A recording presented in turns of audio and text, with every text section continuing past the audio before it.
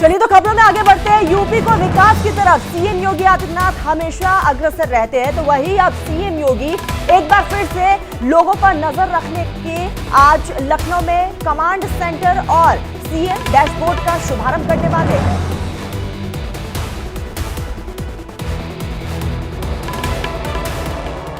UP में प्रदेशवासियों को सरकार की कई योजनाओं का बेहतर ढंग से लाभ देने और तय समय में समस्याओं का निस्तारण करने के लिए मुख्यमंत्री योगी आदित्यनाथ आज लखनऊ में कमांड सेंटर और सीएम डैशबोर्ड का शुभारंभ करेंगे। लखनऊ के लाल बहादुर शास्त्री भवन के 5वें माले पर बनाए गए मुख्यमंत्री कमांड सेंटर में video conferencing, call centre, technical के साथ साथ ट्रेनिंग रूम की सुविधा दी गई है।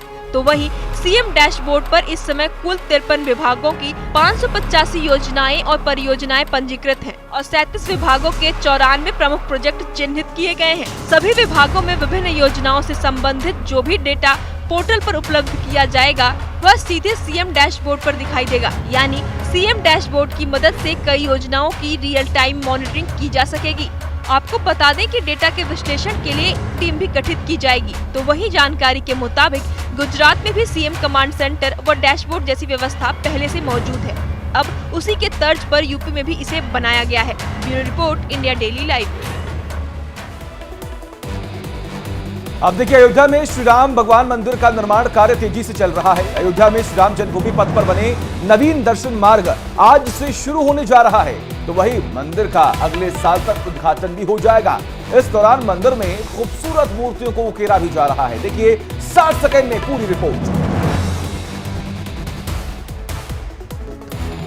करोड़ों राम भक्त को उस शुभ घड़ी का इंतजार है जब वो अपने आराध्य भगवान श्री रामचंद्र के दर्शन और पूजा मंदिर में जाकर कर सकेंगे।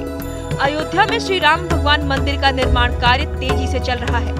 अयोध्या में श्री राम जन्मभूमि पथ पर बने नवीन दर्शन मार्ग आज से शुरू हो जाएगा, तो वही मंदिर का अगले साल तक उद्घाटन किया जाएगा।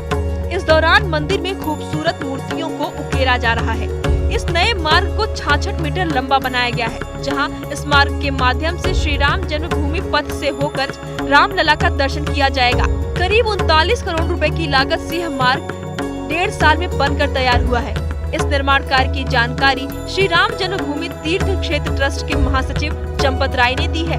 फिलहाल अयोध्या में राम मंदिर के निर्माण के साथ ही हजारों करोड़ की विकास योजनाओं पर काम चल रहा है, जिससे कि राम नगरी को वैश्विक स्तर पर पहचान दी जा सके और अयोध्या को यरूशलेम और वेटिकन सिटी की तर्ज पर पहचान मिल सके। देश भर में ताजिया का जुलूस निकाला गया और इसी क्रम में यूपी के वाराणसी में भी ताजिया का जुलूस निकाला गया, जहां पर जेतपुरा थाना क्षेत्र के दोशीपुरा में ताजिया जुलूस के दौरान जबरदस्त बवाल हो गया। ताजिया जुलूस को लेकर शिया और सुन्नी समुदाय के लोग आपस में भिड़ गए। पूरा माजरा क्या है, रिपोर्ट देखिए। यूपी के वाराणसी में शनिवार की शाम ताजिया जुलूस के दौरान शिया और सुन्नी के बीच इस कदर विवाद बढ़ा कि इलाके में जमकर बवाल हो गया। दोनों ही पक्षों के बीच हुए कहासुनी के बाद जमकर पथराव हुआ और तोड़फोड़ की गई। पथराव के दौरान पुलिस की जीप, बाइक समेत 1 दर्जन से ज्यादा वाहन क्षतिग्रस्त कर दिए गए। वहीं इस पथराव में पुलिस कर्मियों समेत दर्जनों लोग घायल हुए। इलाके में भारी संख्या में पुलिस बल के आने के बावजूद उपद्रवी पथराव करने से बाज नहीं आए, जिसके बाद पुलिस को बल का इस्तेमाल करना पड़ा, जिसके बाद स्थिति नियंत्रित हुई। इस घटना के बाद इलाके में तनाव का माहौल है। घटना की गंभीरता को देखते हुए मामले की संवेदनशीलता पर कई थानों की पुलिस फोर्सेस, पीएसी और आरएएफ के जवानों को तैनात किए गए। फिलहाल इस पूरे मामले में क्या कुछ कार्रवाई होगी, ये देखने वाली बात है।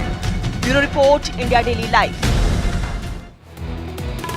बात अब झारखंड की। झारखंड में मुहर्रम के दौरान बोकारो में ताजिया जुलूस में देश विरोधी नारे लगाए गए। बोकारो में गुस्ताखे नबी की एक ही सजा, सब तन से जुदा के नारे लगाए गए। बीते दिन बोकारो में ताजिया को विसर्जन करने के लिए ले जाते वक्त ये तस्वीरें, ये नारे सुनाई दिए। देखिए झारखंड के बोकारो में मुहर्रम के जुलूस के दौरान देश विरोधी नारे लगाए गए। मुहर्रम के दौरान बोकारो में गुस्ताखे नबी की एक ही सजा, सर तन से जुदा जैसे नारे लगाए जाने का मामला सामने आया है।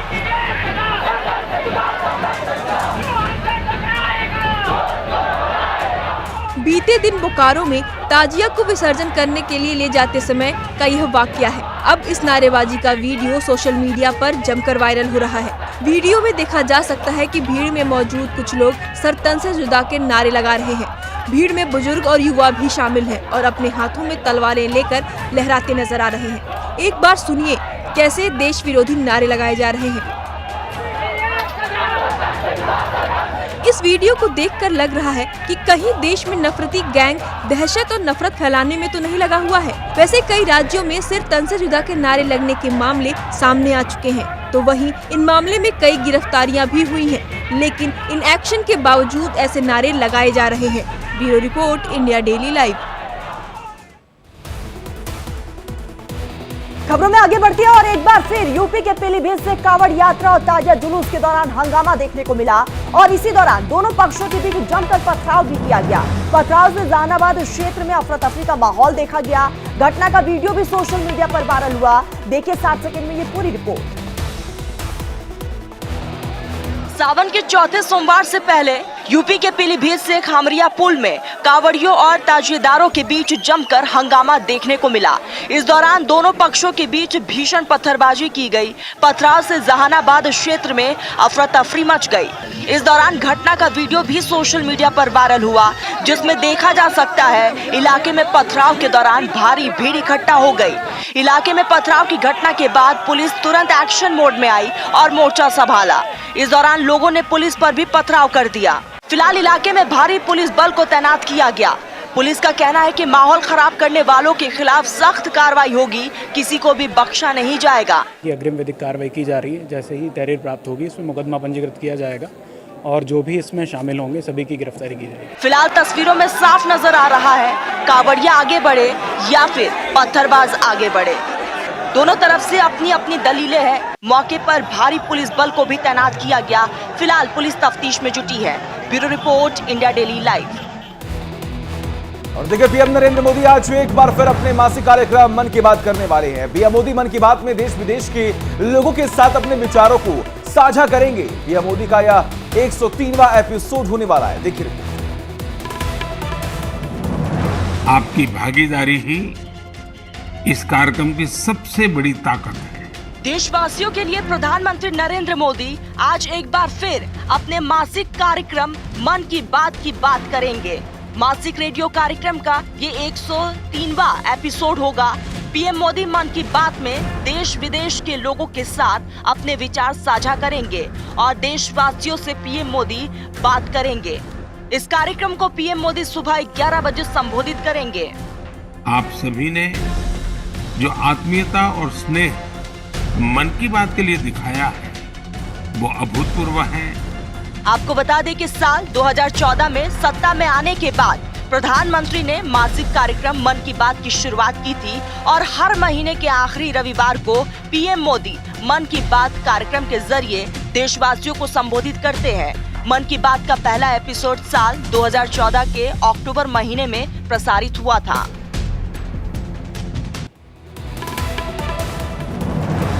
तो यूपी में एक बार फिर से दबंगों के हौसले बुलंद है और दबंगों के मन में मानो कानून का कोई भी खौफ नहीं है, कोई भी भय नहीं है। यूपी के बरेली से ही एक हैरान कर देने वाला वीडियो सामने आया है और इस सीसीटीवी में इंसानियत को तार तार कर देने वाली वो तस्वीर भी देखी गई। पूरा माजरा क्या है, रिपोर्ट देखिए।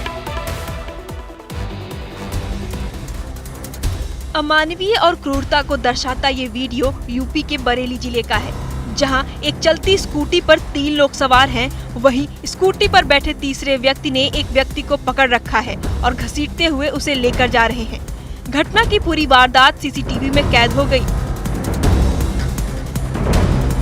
वीडियो में देखा जा सकता है कि कैसे दिन दहाड़े 3 युवक एक शख्स को घसीटते हुए लेकर जा रहे हैं। सड़कों पर लोगों का लगातार आना जाना लगा हुआ है, पर इन दबंगों के मन में मानो कानून का कोई भय नहीं। मिली जानकारी के मुताबिक पुलिस ने आरोपियों के खिलाफ मामला दर्ज कर लिया है और आरोपियों की तलाश में जुट गई है। अब देखना ये होगा कि इंसानियत को शर्मसार करने वाले ये तीनों आरोपी कब तक सलाखों के पीछे पहुंचेंगे। Bureau report, India daily live.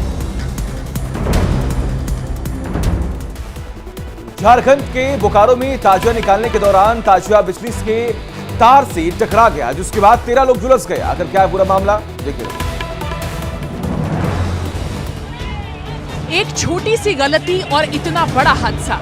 बिजली के तार से टकराया ताजिया और मौत के मुंह में समा गई 4 जान। मुहर्रम के मौके पर जुलूस निकालते इन लोगों ने सोचा भी नहीं था कि ताजिया निकालते निकालते ये मौत के मुंह में चले जाएंगे।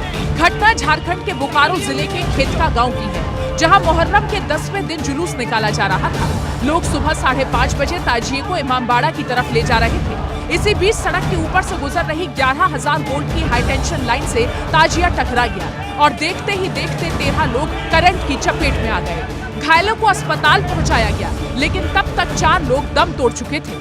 गांव वालों का आरोप है कि बिजली के तार काफी नीचे लटक रहे हैं, जिसकी वजह से ये हादसा हुआ। मौके पर पहुंचे पुलिस अधिकारियों का कहना है कि पूरे राज्य में बिजली विभाग को सूचना दी गई है कि मुहर्रम के दौरान सुबह के वक्त विद्युत आपूर्ति बंद कर दी जाए। बावजूद इसके बिजली की सप्लाई चालू थी, जिसकी वजह से ये हादसा हुआ। Bureau report, India daily live.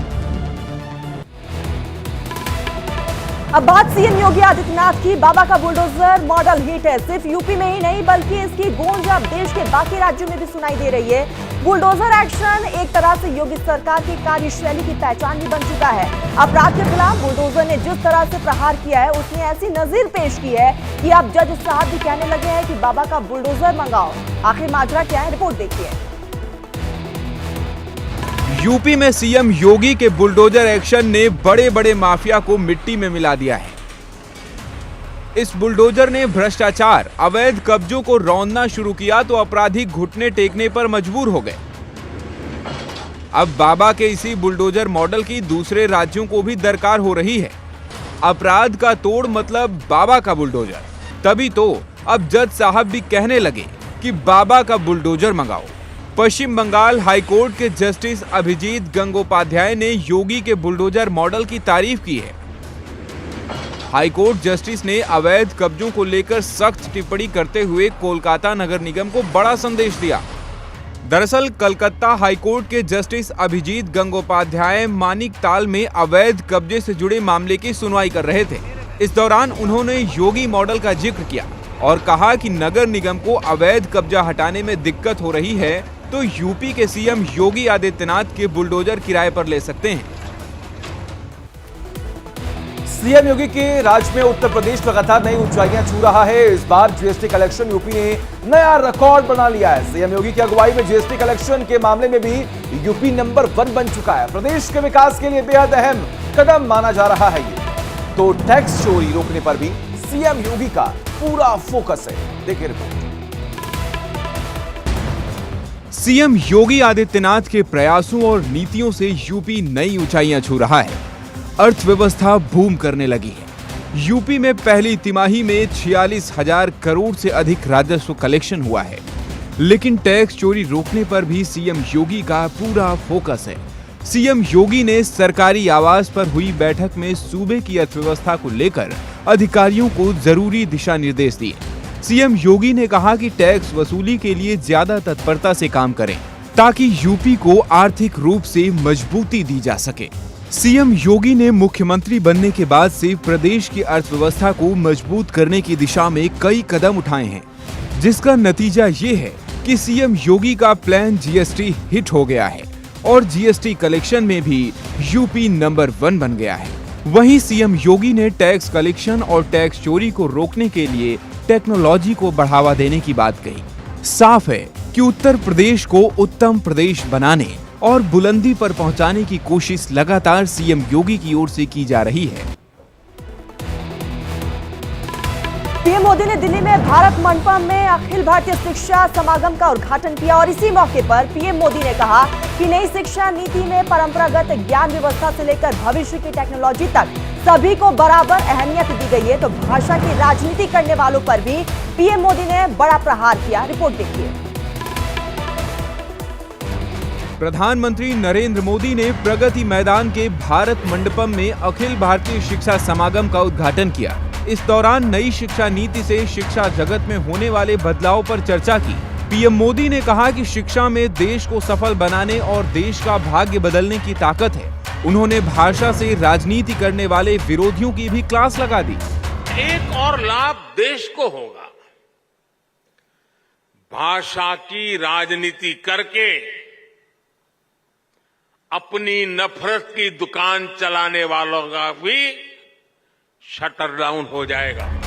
नई शिक्षा नीति की तीसरी वर्षगांठ के मौके पर पीएम मोदी ने कहा कि देश में कई भाषाएं हैं, ऐसे में किताबें 22 भारतीय भाषाओं में भी होंगी, जिसका फायदा पूरे देश को होगा। पीएम मोदी ने कहा कि नई शिक्षा नीति से देश की हर भाषा को सम्मान और बढ़ावा मिलेगा। Bureau report, India daily live. और चलिए वक्त एक छोटे से ब्रेक का। तमाम बड़ी खबरों